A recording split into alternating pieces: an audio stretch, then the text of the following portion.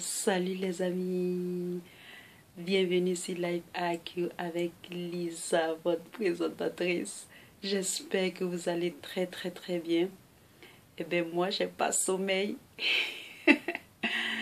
et donc j'ai tenu à faire cette petite vidéo pour vous mes amis. Comment est-ce que vous allez? J'espère que vous allez bien, que vous avez vous passez une très bonne semaine. Et je suis heureuse encore de vous avoir sur la toile. Je veux bien faire cette petite vidéo. Je fais un grand coucou à Belkis. Elle adore le franc CFA, donc je vais faire une vidéo sur le franc CFA pour lui donner les nouvelles du franc CFA. Alors c'est parti pour la vidéo. Yes! Alors, je viens dans cette vidéo pour vous parler des nouvelles du franc CFA. Et donc, le franc CFA qui dérange toujours, mais la dernière fois, je vous avais donné les nouvelles du franc CFA et je viens encore vous en donner parce que ça me tient à cœur et tout ça, et j'aimerais aussi partager les informations que je trouve qui sont récentes sur l'actualité du franc CFA.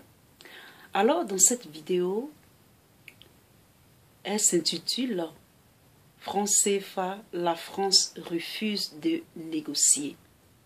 Et donc, ça veut dire quoi? Ça veut dire que la France ne laissera pas sa vache au lait qui est le franc CFA. Et donc, je vous présente mon petit ami. C'est mon petit verre de thé, donc n'ayez pas peur. Alors, dans cette vidéo, c'est une réunion qui s'est tenue à Brazzaville avec les ministres, c'est-à-dire les ministres français des Finances, les gouverneurs de banques centrales des pays de la CEMAC, c'est-à-dire la CEMAC l'UMOA. Et donc cette réunion s'est tenue précisément le 13 avril 2018 à Brazzaville. Et il y avait M. Bruno Le Maire, ministre français de l'économie des finances, et le gouverneur de la Banque centrale de France, c'est-à-dire la Banque de France. Et donc, au cours de cette réunion, plusieurs sujets ont été abordés. Et le sujet qui nous intéresse ici, c'était la question du franc CFA. Et donc, il s'est attelé, cette réunion, au cours de cette réunion,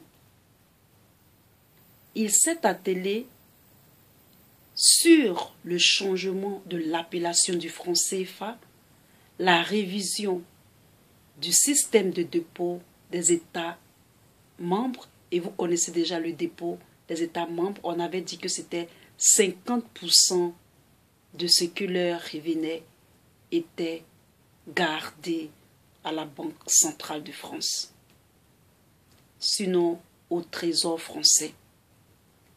Et un point aussi sur lequel ils se sont attelés, c'était l'élargissement de la zone monétaire à d'autres pays. Et vous en savez déjà, il y a d'autres pays où nous disons que le franc CFA est une monnaie de servitude, d'autres veulent rentrer dedans. Excusez-moi.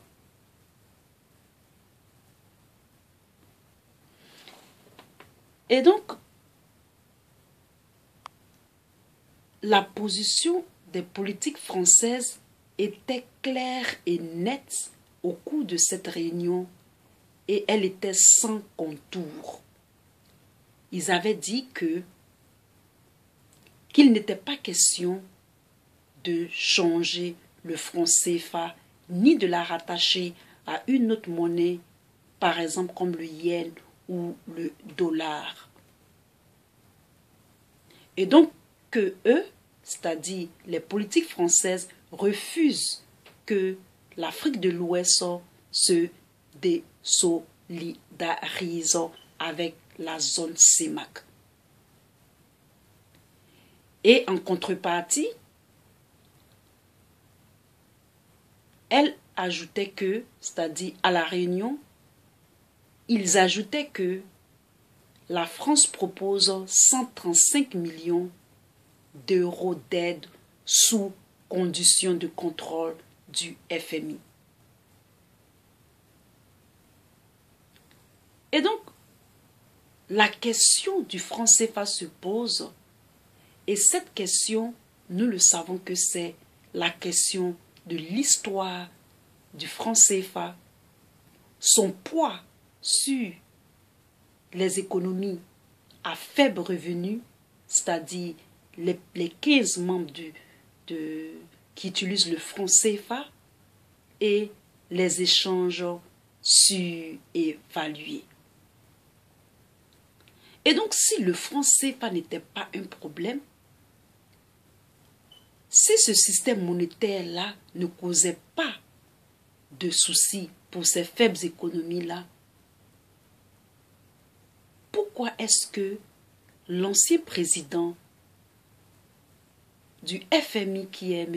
Dominique Strauss-Kahn, avait préconisé une solution d'arrangement des deux camps? Malheureusement, il n'est plus président du FMI, et il avait dit que ce plan-là était d'évaluer la performance macroéconomique de ces États-là qui utilisaient le franc CFA. Et moi, je dirais que même si on évaluait la performance macroéconomique de ces pays-là dans sa globalité,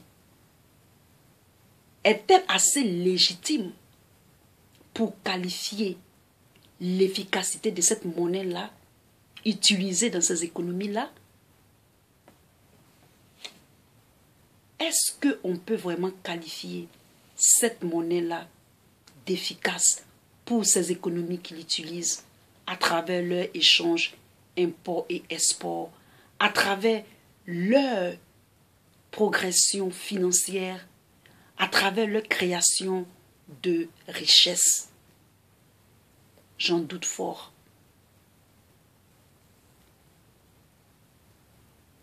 Et même M. Strauss-Kahn avait souligné que la France prend des risques non rémunérés et non avantageux en se portant garant du franc CFA. Et vous vous rappelez M. Zinsou, M. Lionel Zinsou, qui avait dit que ces réserves-là n'étaient vraiment insignifiantes. Elles étaient insignifiantes plutôt par rapport à l'économie de la France, et que ce compte-là était vraiment insignifiant.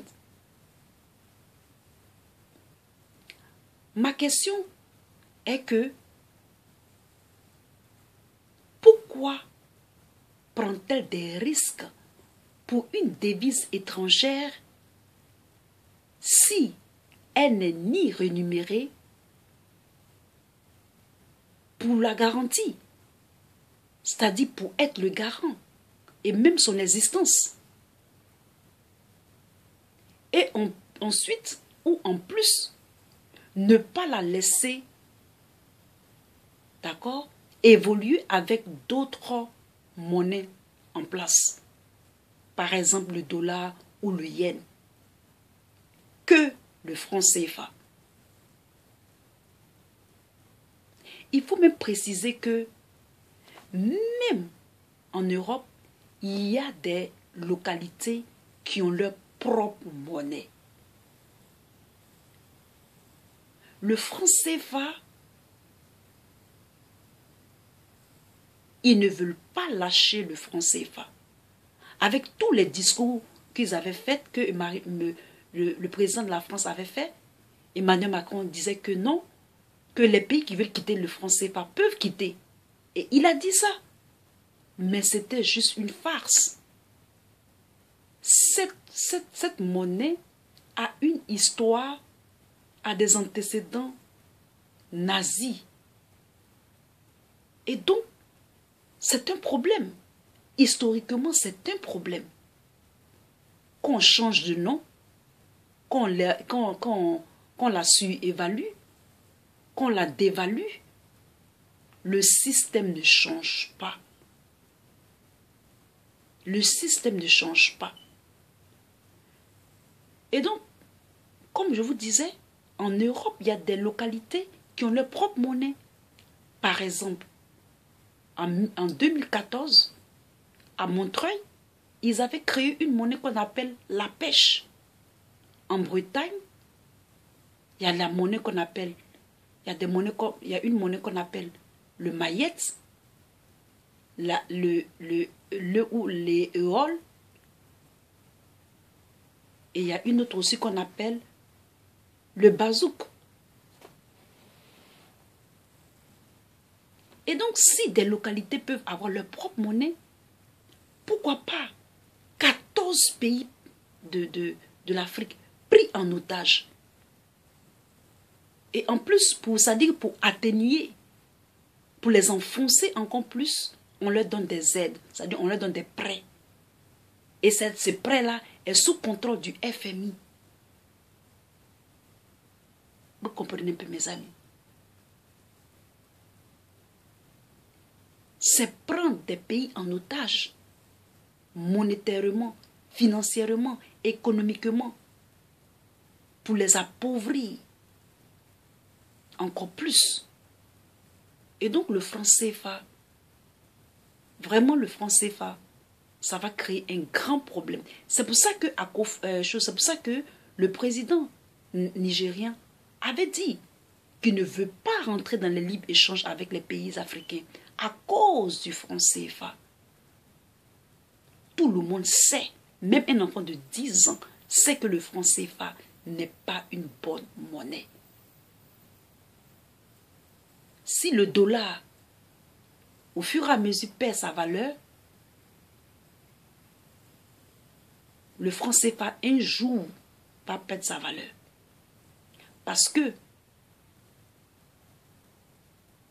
si les pétroliers et puis ceux qui leur vendent du pétrole ne veulent plus payer le pétrole en pétrodollars, mais plutôt en pétroyens, forcément cette monnaie va partir. Et elle est irréversible. On peut faire autant de discours qu'on veut sur le franc CFA. Tôt ou tard, le franc CFA partira. Et c'est marqué dans les esprits, cette monnaie n'est pas une bonne monnaie. Une monnaie qui ne vous profite pas, mais pourquoi vous est-ce que vous la gardez? Si elle n'est pas profitable, cette monnaie vous donne une certaine position au FMI. Et c'est ces 15 pays-là qui sont comme un cushion, c'est comme un coussin. L'image du franc CFA, c'est comme mon petit ver de terre qui est sous ma table, sous ma tête et ma tête. Ma tête, c'est la France. Les autres pays, c'est le petit ver de terre. Et donc, ma tête se repose sur le petit ver de terre. C'est un cushion, c'est un coussin. Ça amortit l'économie française. C'est-à-dire les finances. C'est pour ça qu'ils sont rattachés au FMI. Ils le font à travers le FMI. Ce qui fait que même le FMI peut ne pas être crédible. Parce que 14 pays ou 15 pays dans une extrême pauvreté sont les pays les plus pauvres de la planète. Et donc, ce n'est pas une bonne monnaie. Si vous avez aimé cette petite vidéo, mettez un thumb up pour votre Lisa. Abonnez-vous surtout et à très bientôt. J'espère que je dormirai. Bye. Peace.